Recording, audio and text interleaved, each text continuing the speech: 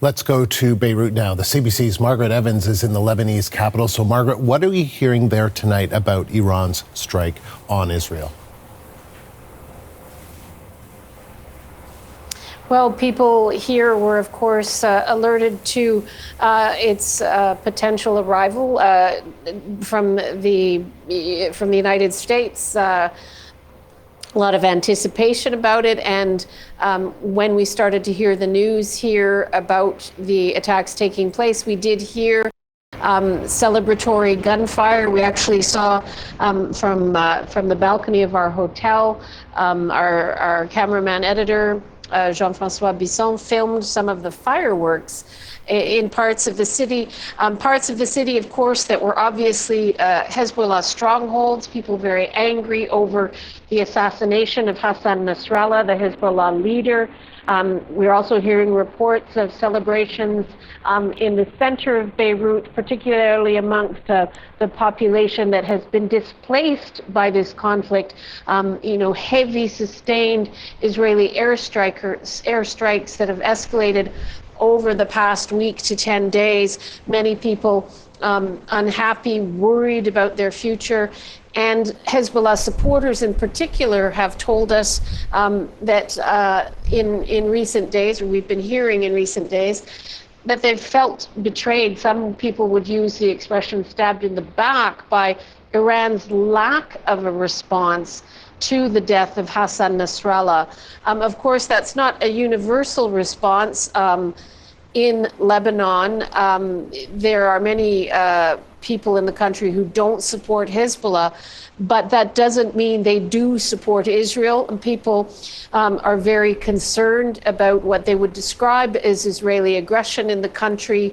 And of course, what we've been hearing about just overnight in terms of these limited incursions by Israeli troops over the border into southern Lebanon. And Margaret, as you mentioned, the Israeli military launched this ground operation in southern Lebanon earlier today. What is the latest on that?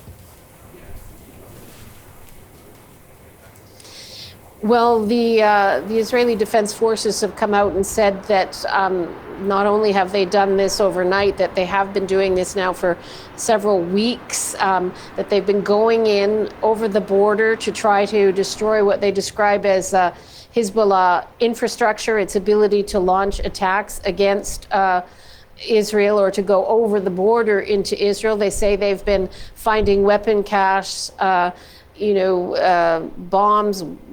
depots hidden here and there in various locations.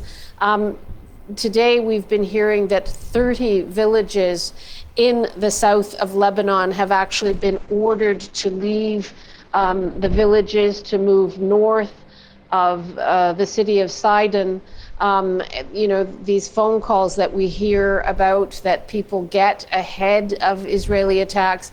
So a lot of concern about that, of course. And we've seen huge numbers of people who've already left the south. Those who have stayed are either those who are determined to fight and are in fact Hezbollah supporters, or there's simply people who can't afford to go anywhere else or don't have the means to move. So this is causing, of course, more anxiety, more pressure on the other cities and towns in Lebanon. We have heard from Daniel Hagari, the chief Israeli military spokesman, insisting that Lebanon, or that Israel, is not intending to go to the cities. In fact, he said, we will not be going to Beirut. But nobody really knows what that means, and nobody really in Lebanon trusts the Israelis to actually announce what they are or aren't doing. Of course, you will remember that Israel occupied parts of Lebanon for about 18 years during and after the Lebanese civil war. Margaret, thank you. CBC News senior international correspondent Margaret Evans, live in Beirut.